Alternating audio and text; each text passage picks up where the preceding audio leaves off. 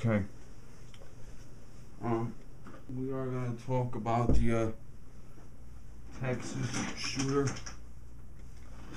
We are not gonna mention the shooter's name because I don't want to make these guys into heroes because the media already does that. Now, something's kind of irked me about this because I said a couple of times in videos we're talking about Parkland shooting. I said, well, what if you don't have an AR-15? I mean, I listed a couple guns. He didn't see my YouTube channel, trust me, but I'm just saying. I said a guy could use a shotgun. A guy could use this rifle, that rifle, blah, blah, blah, blah. And I said you could have a shotgun in a crowd at point blank range, and it might as well be a rocket launcher. Now, did he see my video? Probably not, but I'm just saying that's what I said. And it seems kind of odd that would happen within a couple months of me saying that. Now, he is ineligible for the death penalty. The Supreme Court rendered a decision saying no one who commits a murder a minute before their 18th birthday can receive death. That case stems from 3 teenagers broke into a woman's house, and some guys say it was burglary gone wrong. Some guys say they were going to look for her personally. But the punchline is, this woman woke up, found the guys in her house, they tied her up, gagged her, put her in her own car, threw her to a bridge, and threw her off the bridge. The ringleader was 17. He was sentenced to death. The Supreme Court was petitioned, and the Supreme Court overturned his execution and said, from now on, you have to be at least 18 to be eligible for the death penalty. So being 17, he is ineligible for death. He can be charged as an adult, which is pretty much happened already. He can get 10,000 years in prison. You know, he can get a lot of shit, but he can't get the death penalty. Now, Texas state law actually says it's illegal to have a gun accessible to a minor under the age of 17, I think it was. He's exactly 17. His father had a 12-gauge shotgun and a 38 caliber revolver. He stole them, brought them to school. The shotgun was sawed off. Now, there is a mathematical formula. I'm not a good mathematician. The gauge of the shotgun, the type of shot, bird this, buck that, number 3 that, number 4, blah, blah, blah. Okay. The length of the barrel, the close proximity to the target, whether the target be an animal, a gel block, or a person. And you calculate that shit all up, and it tells you how the spread's going to be. And I've seen shotgun blasts with the spread will cover this entire wall behind me. And I've seen shotgun blasts where it's just one hole. All the shot stays together and just punch one hole in the wall. Yeah. But he probably saw the shotgun off in order to hide it under his coat. He did wear a trench coat. He started wearing the trench coat a couple of times. Just to the guys get used to wearing it. You know, because if you see him with a trench coat once, you're like, what the fuck? But if you see him with a trench coat every single day for a week or so what, not a big deal. And he had the gun under the trench coat. Now, the NFA was founded in 1934, and 99% of the reason for the NFA is Clyde Barrow. Yes, there were a couple other guys too, but Clyde Barrow was the main thing. Now, obviously, Clyde Barrow would not have complied with NFA, but yeah. And Clyde Barrow stole Browning machine guns from police barracks, state troop barracks. He stole Browning machine guns from National Guard depots, shit like that. He sometimes cut the 3 or 4 inches of the front of the BAR and cut the back, the buttstock down a little bit.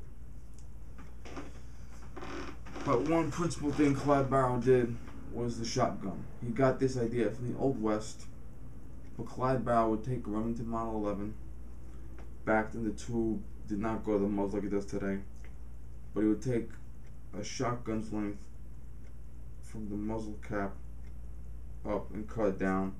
So yeah, it will be about 2 3/4 to 3 inches past the muzzle cap, the magazine tube cap. Sorry, magazine tube cap. Okay, so figure from the magazine tube cap up, he'll cut that length down. He cut the buttstock down. He put a leather strap on what we call today a 1-point sling. Put it under his coat. He called it his whippet gun because he would whip it out in an instant. Okay, now Clyde Barrow's 5'5", 125. Okay, so big guys can't do this, but for Clyde Barrow, it was very feasible. Did he get the idea from Clyde Barrow? I don't fucking know. Coincidentally, I was watching Tales of the Gun, Gangster Guns, yesterday on Screaming Better Mount. So he gets the idea to put the gun under the coat, cut the barrel down, probably to make it more manageable to get into the building as opposed to make the blast pattern larger. He comes in very early in the morning, which could be critical because a lot of times, especially high school kids, especially nowadays with social media and shit, high school kids at 7:30 are very tired. Okay? So he comes in to the first period. He comes into the art area. There's 2 art classrooms. He bursts into one classroom, yells surprise, and starts his fucking blasting. 2 teachers dead, 8 students dead, 9 students injured, and when the police came to confront him, 1 of them was injured. He wanted to commit suicide, but in the end he chickened out. His t-shirt said "Born to Kill," which is a reference to Full Metal Jacket. And guys, what the fuck do you see in Stanley Kubrick? Stanley Kubrick to me is one of the worst directors ever, but whatever. So now, and the Columbine shooting, they had war and wrath, and one t-shirt said wrath. Okay, so they had crazy t-shirts too. So that might have been an homage to them. But the trench coat, I don't think the trench coat was an homage to the Columbine shooters. I think it was a means to get the guns in under the coat. Yeah. So he starts blasting. He's blasting at the closets because he wants, because kids hide in closets when the shit hits the fan. Someone did pull a fire alarm. Maybe to get people out of the building out. We don't know yet, but someone did pull a fire alarm. Police came, engaged him. He injured 1 of them, and after about a half hour, he surrendered. He's charged with 10 counts of murder, 1 count of assaulting a public servant, and the charge could be added to. You could literally have assault. Assault means placing someone in fear. So every single human being in that building was afraid. Even the guys inside the building, even the guys that were so-called safe, they were afraid. So you could literally get him on an assault charge, 1 count for every single person in the building that day. Battery is unwelcome touching. It's pretty obvious that you don't want to be touched by a shotgun shell. So they got him on that. They could add to that later. They could add to, unlawful possession of a firearm on school grounds. They could get him on attempted murder. Because don't forget, if you're pulling a fucking shotgun at somebody, pulling the trigger, okay, it's pretty fucking clear to me that you intend to murder them. He was saying, woo hoo and shit. He was like yelling, woo hoo. He was really having a good time doing this shit, okay? He was a fucking fool. Okay, he was crazy. He wanted to hurt people. He was sick in the fucking head. Some guys say he was a problem child. Some guys say he was the nicest guy in the whole world. Unless you knew him, you really don't know yourself. Yeah. Now the parents are being sued, and we've seen this before. Look at every state law plus a lot of case laws. If a guy under 18 lives with his parents, they are his guardians. And if a guy's under 18, he drives a car and causes a wreck and hurts people, he's under 18, the car is in his father's name, his father gets sued. Okay, the fact that the guns were legally his father's guns means the father could be held civilly liable. Now, some people are saying the father should have known he's crazy, okay, and the lawsuit may allege that he should have known to inform the public. Okay, um, is there an actual precedent where someone was sued successfully because they forgot to warn the public of their crazy child? I don't know. But they could definitely get the father on a lawsuit because they're legally his guns and the guy is legally under 18.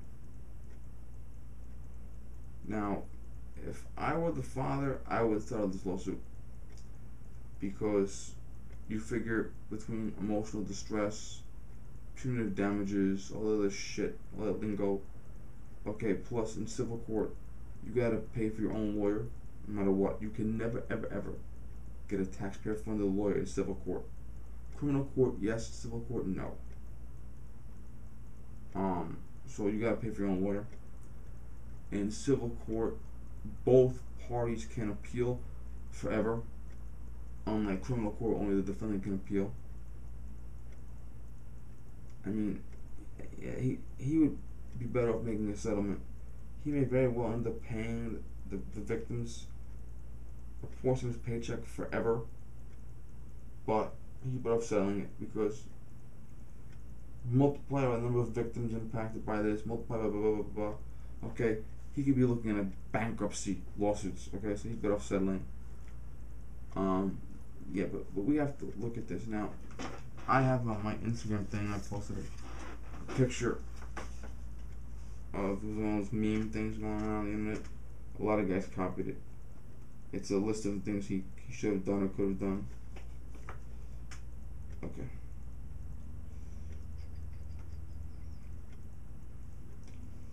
He was 17. It was illegal for him to have a new gun. He used a shotgun, revolver, homemade explosives, also illegal. Okay, everything he did was illegal. Now, he did have a bomb.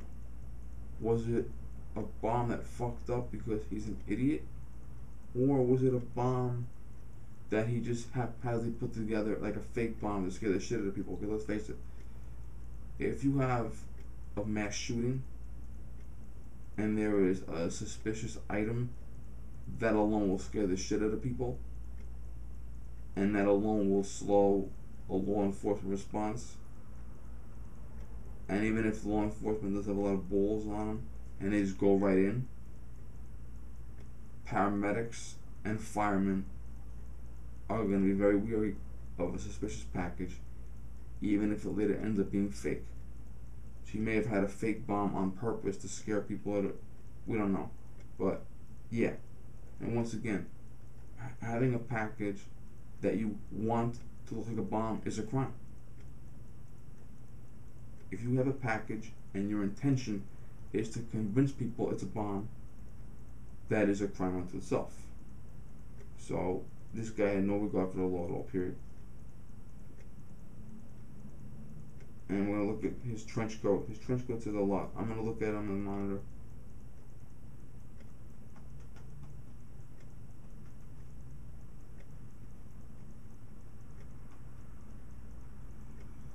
The trench coat tells me all I need to know about him. Okay.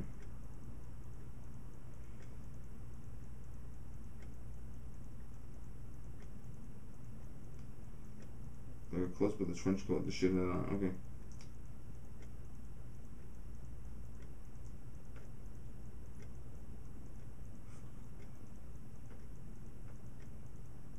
Here it is.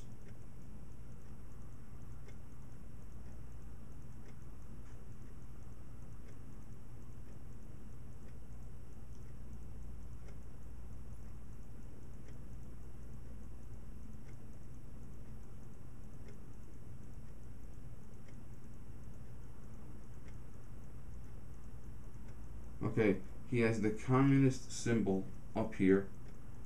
He said it represents rebellion. It represents communism, okay? He has, it looks like the fucking Hydra symbol. If you're a Marvel fan, or Marvel Cinematic Universe fan, the Hydra. It looks like that, I don't know if it is though. He had a rising sun to represent Japan, or the kamikaze pilots. Let's face it, I have no problem with the Japanese today. I drive a Japanese car. But the Japanese 75 years ago, they were fucking crazy. Not Japanese Americans. Japanese Americans remained loyal. I'm talking about Japanese guys that fought in World War II were fucking crazy. Okay? He has the Iron Cross. Now, the Iron Cross started out as an excellent combat award for Germany. It was prominent in both world wars.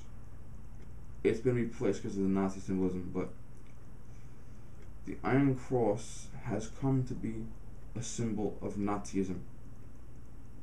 Even though it's their equivalent of the Distinguished Service Cross. Because Hitler had it, because a lot of his officers had them, mostly earned in World War One, it's become a symbol of the Third Reich, such as the swastika. The swastika was a traditional symbol of hope and peace for eons, but because Hitler adopted it, it's now a symbol of evil. So his perception is he supports Nazism, he supports communism, he supports the kamikaze bombing, okay, and he may even support the Marvel Universe villains, Hydra. I don't know what this fucking symbol is here, but okay, and that's what irks me. See, I'm not afraid of gun people, okay? People have guns, like Eric from Iraq Veteran has guns. I mean, a lot of guns, okay? Military Arms Channel Tim, Hickok 45. I mean, these are nothing fancy. I'm listening to real major hitters, the guys that have hundreds of guns, okay? They don't irk me. Nothing fancy and Eric both and Tim are all veterans, okay? Hickok predates the U.S. military, but he's also an inspiration for a lot of people. Okay, I'm not concerned with the gun. I'm concerned with the mentality. If you have a gun, I don't give a fuck. If you have a gun and support communism, Nazism, and kamikaze bombing, I'm scared. This trench coat will scare the shit out of me. Okay? Because it's not like the stupid college kid with the Che Guevara shirt. He doesn't know what the fuck it means. This coat scares the shit out of me because he knows what everything is. Swastika, I mean not swastika, Iron Cross, kamikaze symbol. You know, communism represents rebellion. Okay, rebellion. Communists rebel. Castro rebelled, took over, killed his enemies. Soviet Union, they took over, killed the royal family, and spent 7 decades oppressing people. Okay? So his mentality is that he supports people and regimes that fucking kill people. Kamikaze pilots. Really? Okay? So don't look at the gun. Look at what the person's wearing on their clothing. Even though the First Amendment still exists, look carefully at the clothing. Because the clothing tells me what I need to know about your mentality. Communism, fascism, Nazism, okay? Like the Black Lives Matter dress. Remember that ugly bitch with the Black Lives Matter dress with all the felons on it, like Michael Brown? Okay. And Tamir Rice. Okay, other thugs like them. Okay. Well, that dress tells me that bitch hates cops. Okay? So when you wear a Black Lives Matter dress, I realize you hate cops.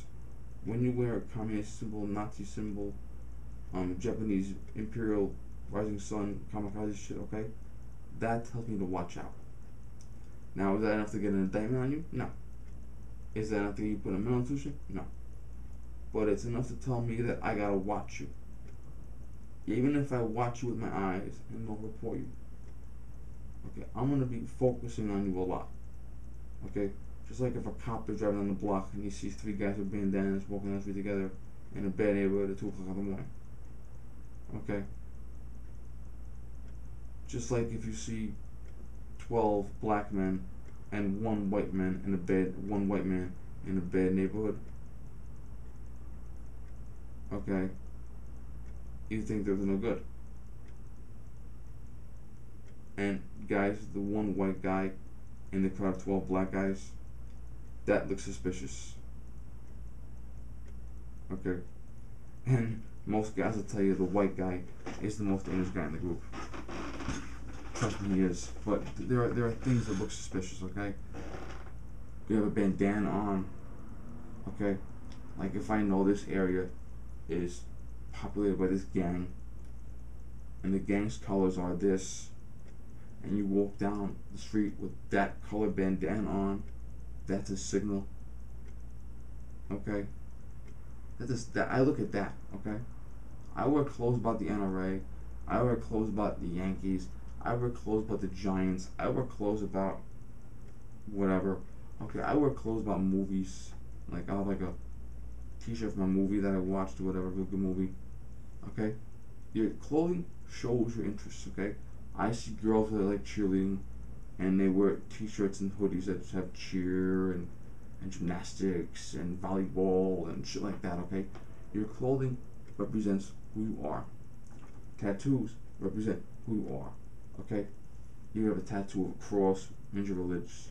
You have a tattoo of the hands praying.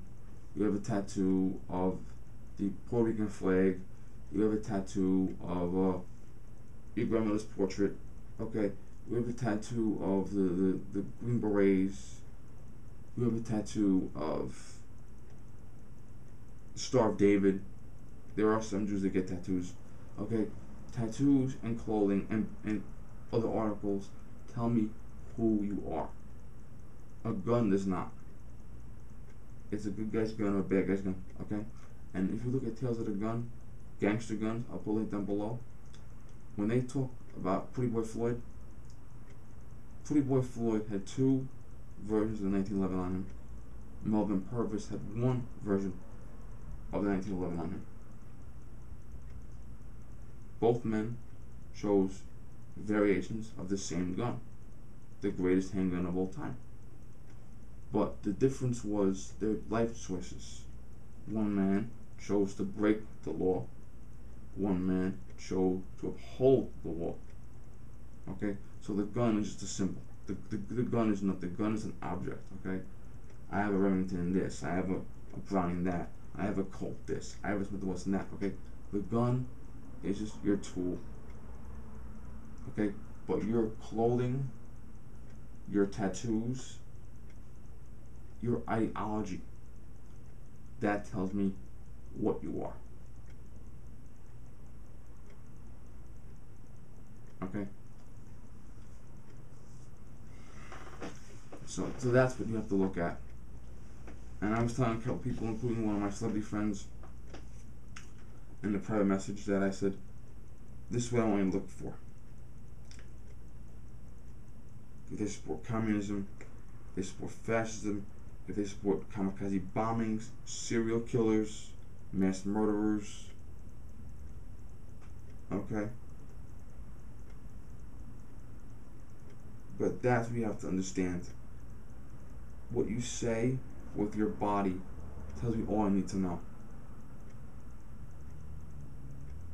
Okay? Very, very powerful.